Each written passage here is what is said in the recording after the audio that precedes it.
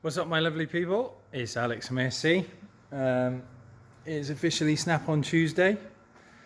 We've got a bit to discuss, a bit to talk about. First off, let's hit the Snap-on flyer because we've got a new one today. Let me just hang on a minute. I don't want to rock you about.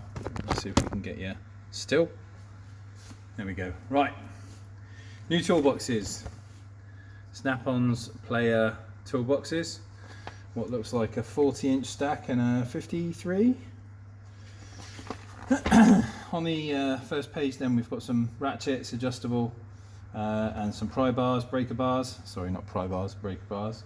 Some swivel head ratchets, some servicing kits, a bent handled, that is supposed to be like that.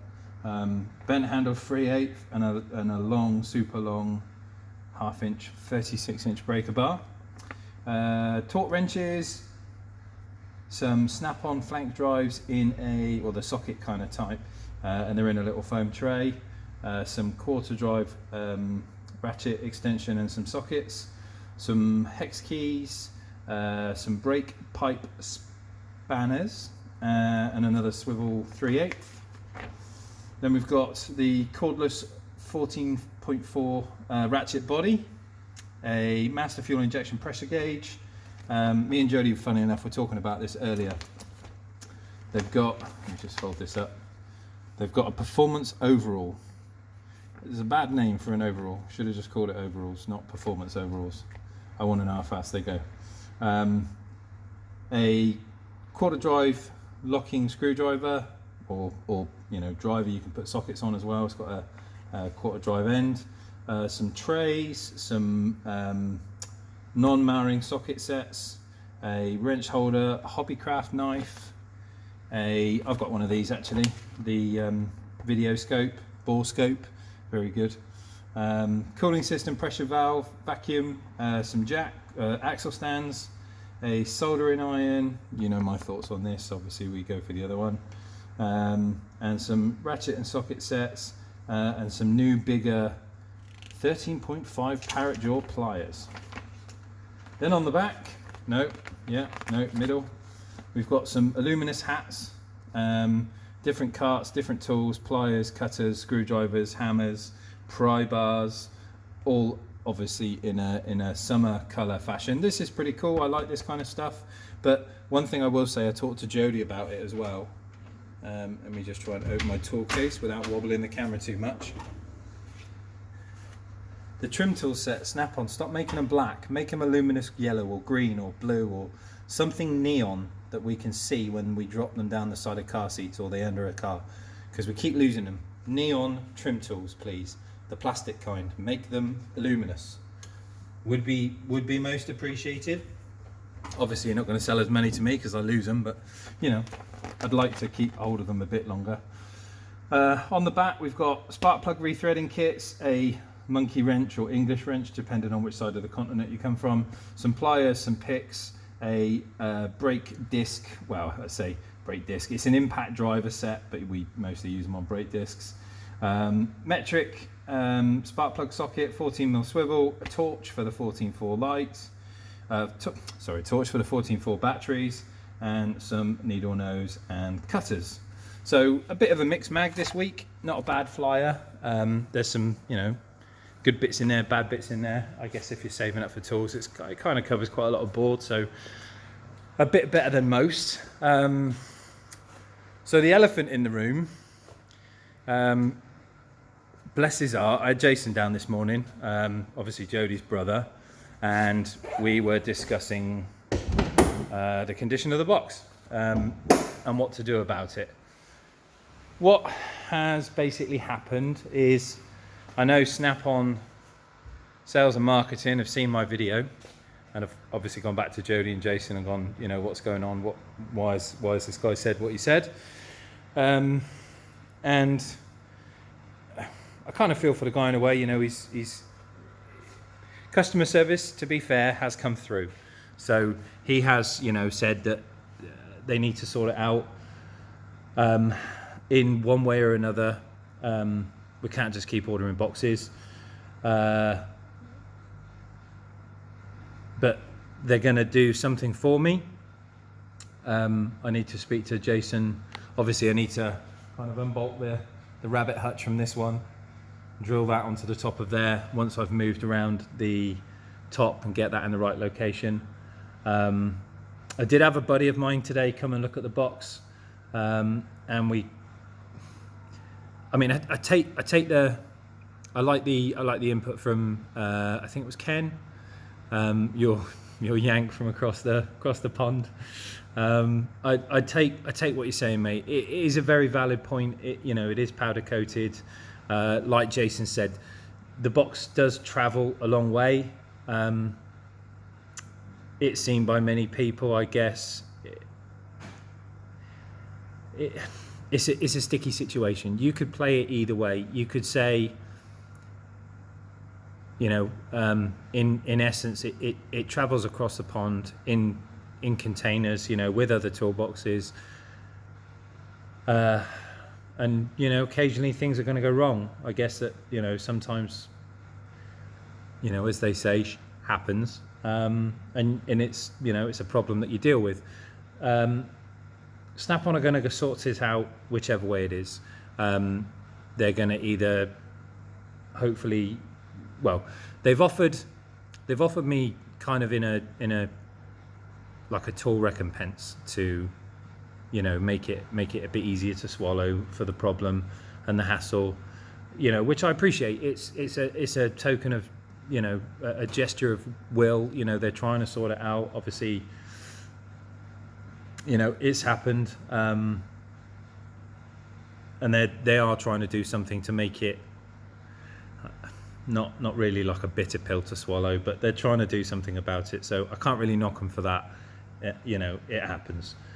But by the by, I don't think I'm going to go for the tool choice, as in like get some tools from Snap-on in kind of a recompense for the box, because at the minute I got loads of tools, and like I said before, I don't buy my tools on. Sometimes I do buy my tools from what comes on the flyers. If a flyer is good enough and I think I'm going to have use for that, then I will buy it. But a lot of my tool case, a lot of my tool choices was what I need when I need it.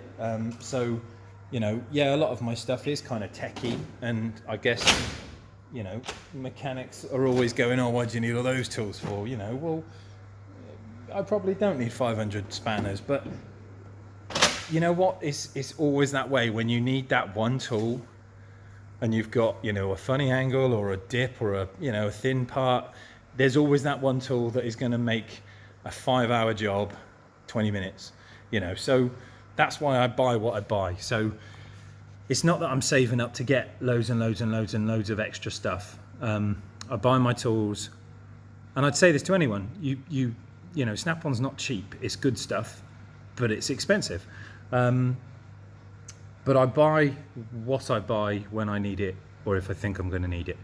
Like the water pressure tester. The water pressure tester, the oil pressure tester. Solely for the Lotus. When I was building that engine, I wanted to make sure I had a readable oil gauge, from the engine rather than in the dash. The water temp, I wanted to make sure that there were no leaks, and pressure was good, temperature was good. So that kind of stuff is needed when I need it, but it's not something that I need to go, right, here's 500 quid, go and buy, every socket, every extension bar, things like that. It's just not something I do. A lot of the flyers come out, and I always have a laugh and joke with Jody about, that he needs to work harder, because I am like a kiddie on Swapsy day. I've got it. It's already in my box. I don't need to buy it twice. So there will be more stuff coming up that I will buy in the future. I'm not going to go Mac. Not hoping now. I'm a Snap-on boy through and through. It is what it is. Good point made by Ken. It's powder coated, it's transit, things are going to happen. Snap-on will, one way or another, sort me out something, look after me. They will do something about it. It's a bit poo that it's happened. I had a buddy of mine come around today. He does, I suppose you call it, a lot of paint correction. We took some microfibers to the box and kind of cleaned up at the areas that we could, making sure that it wasn't like dry glue or, you know, just a mark that would come off. And there are a few a few areas that kind of need. He's going to see if he can polish them out and cut them back a bit, you know, and maybe make them less visible.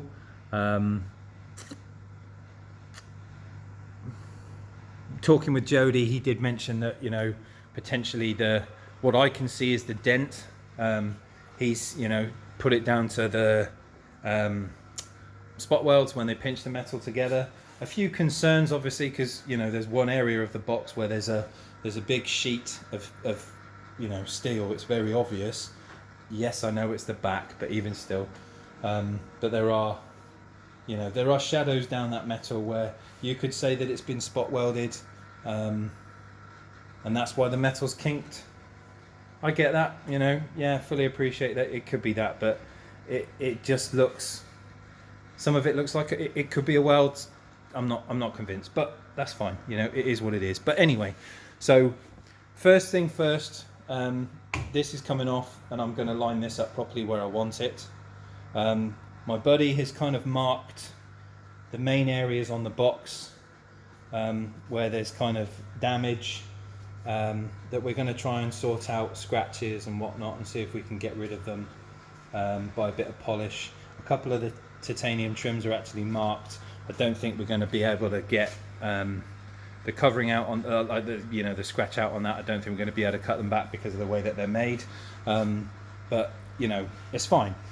Things like that can be replaced. Snap-on are not just going to go, thanks for buying the box, see you later. You know, it's kind of the good and the bad, I guess, of being a YouTuber, if I call myself that. I'm kind of a hobbyist, but yeah, you know what I mean. The videos are public. People can read them, people can watch them, people can judge, comment, which is kind of the reason why I do it, you know, because I like everyone's input. It's, you know, hopefully we've all got the same hobby. I'm not a hater. I don't hate Snap-on. Gutted, but, you know, I'm not a hater. It is what it is. We'll get it sorted. Snap-on will get it sorted. One way or another, we will have a resolve to it. It's not, you know, my videos are not meant in any shape or form to beat up on Snap-on, but I don't know whether am I expecting too much? Do I want too much from a toolbox? I know it's a lot of money. You know, we all strive to get to that level, you know, and once you've got there, I don't know, maybe I want that perfect dream. Maybe I want it to be, you know, exactly what it can't be. But anyway, Snap-on are going to do something about it. They are going to look after me. They're not just going to drop this on me. We shall sort it out. I say, when I spoke to Jason, he's been in the Snap-on game. I think he said to me he's been in it 17 years. So fair play to him. It's a long old time. And Jody's obviously coming through, his brother. So they've been doing it a long old time. It's not like, you know, he's a fresh pup on the block and, you know, this is his first rodeo. He's been there before. He's had box issues before. You know, very, very apologetic, very polite. He will do something about it. I know he will. Obviously, I need to clean it. Need to clear it with his boss, because it is a franchise. You know, they buy into it.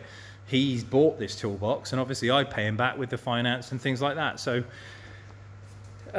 it's a difficult one. It's a tricky one, but I'm sure we'll get there in the end. My buddy's going to have a go at the box and see if he can tidy up the bits and bobs. We'll straighten up the lid, clean up the wheels, get all the gravel off of them. Maybe Snap-on want to send me some purple paint and I can touch up the bits underneath that are scratched.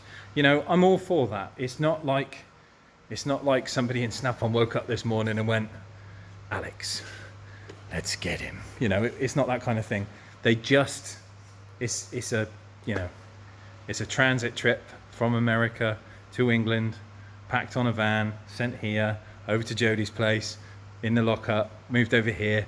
You know, It's going to happen. It is what it is. But it'll get sorted. It'll get sorted. That's what Snap-on do. They are going to look after me. They are going to sort it out. I know they're concerned about it because obviously sales and marketing have been on the phone to Jody and Jason trying to find out what's going on. They've seen the video. They're concerned. So it is what it is. I'm not going to go Makeco. I'm not going to go Mac. Definitely not going to go Mac. I'm a Snap-on boy. We're going to stay with Snap-on. We're going to get this sorted and it's going to be okay. It will be okay. But I've got some bits and bobs to talk about as well as the Snap-on stuff. I didn't buy anything, even though the flyer's good. I didn't buy anything because I got all that stuff. So it was pay the box, chat with Jody, you know, sort out the details of the credit owing that I owe on the box. You know, I've basically said I'm not interested in tools. I would rather my finance be lowered on the toolbox that I'm going to pay for itself as apology from Snap-on, and see if we can discuss a price on the box, you know, getting it swapped over, and you know, I'd be happy with that. I would be. But anyway, let's talk different tool stuff. I've been, and it's not Snap-on either. I'm just going to pop you down just so you can see me without falling over. There we go. What I might do is turn on a light. One sec.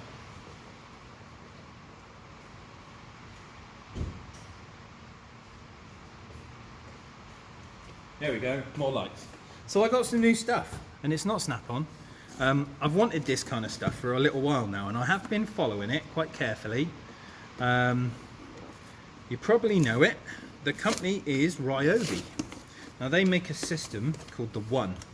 What it is you buy the bodies of everything. You don't buy extra batteries, or only if you want to. But the point being is that you can buy the bodies, which are cheaper, but all the batteries fit all the tools. So you can have, you know, like 5 or 6 batteries, much like Snap-on do with their 14.4 stuff, which I love the fact that they do that. You have, you know, 10 different tools, everyone uses the same battery. It's a great thing. But what I wanted to get, let me just grab a battery.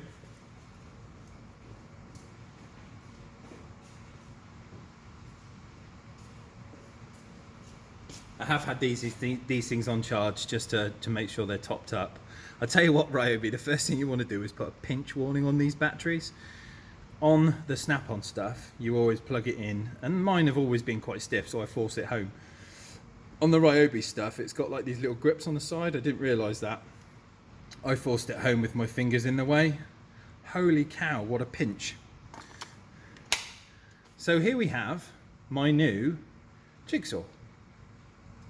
I use one of these obviously for rough cutting, lining up wood, you know, lots of, I've used a jigsaw longer than I've used the router.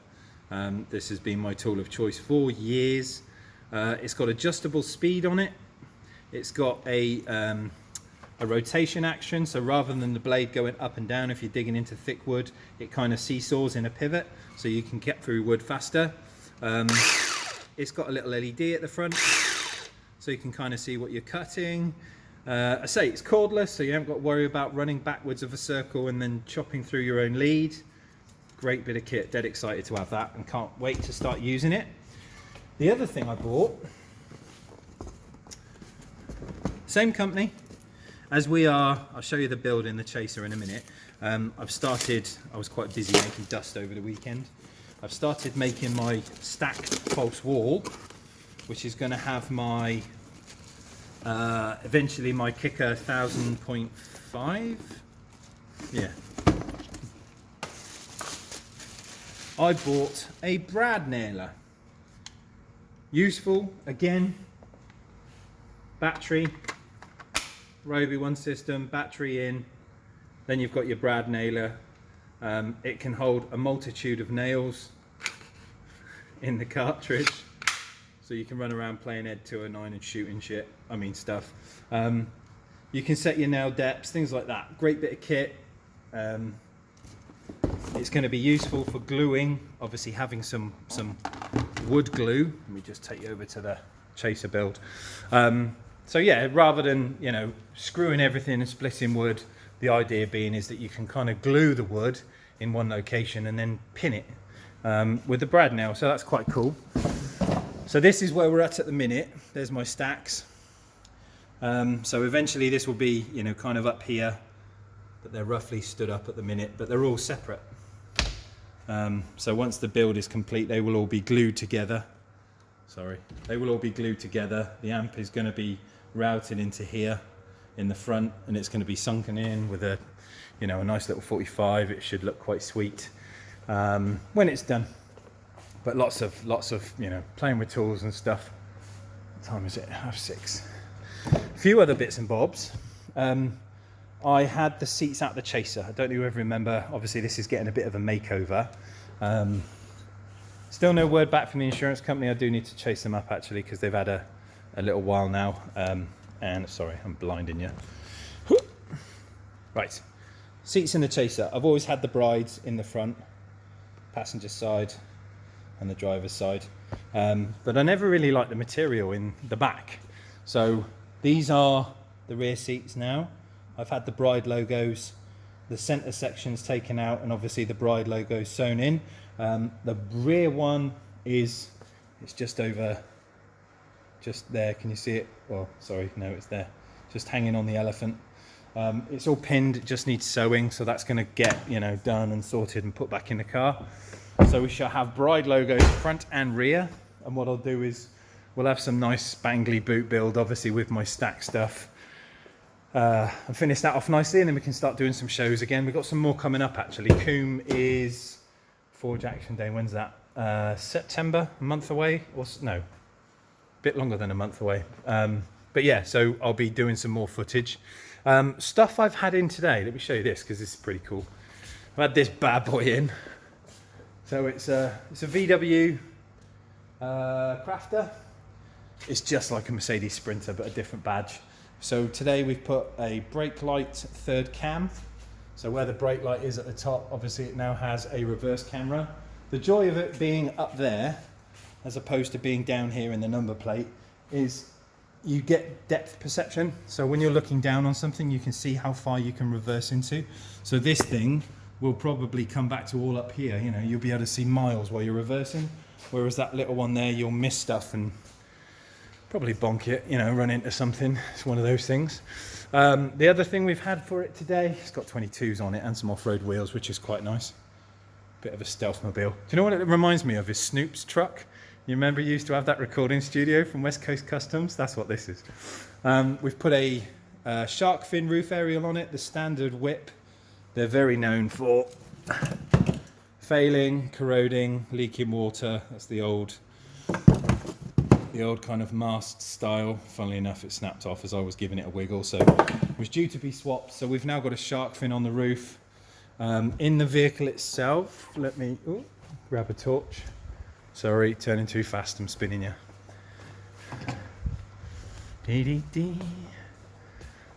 Right, in the dash, I'll check where the radio is as well actually, because it might be playing music and I don't want to get copyrighted.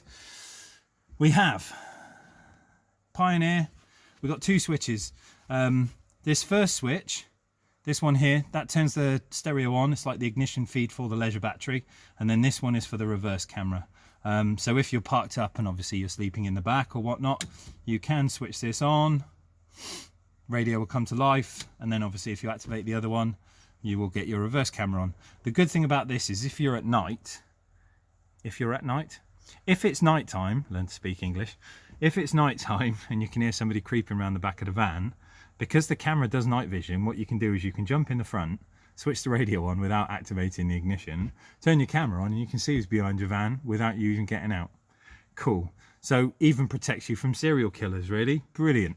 The other thing we've got in the dash is this bloody great torch that rolled over, is this Pioneer controller. What that's for is the sub in the back.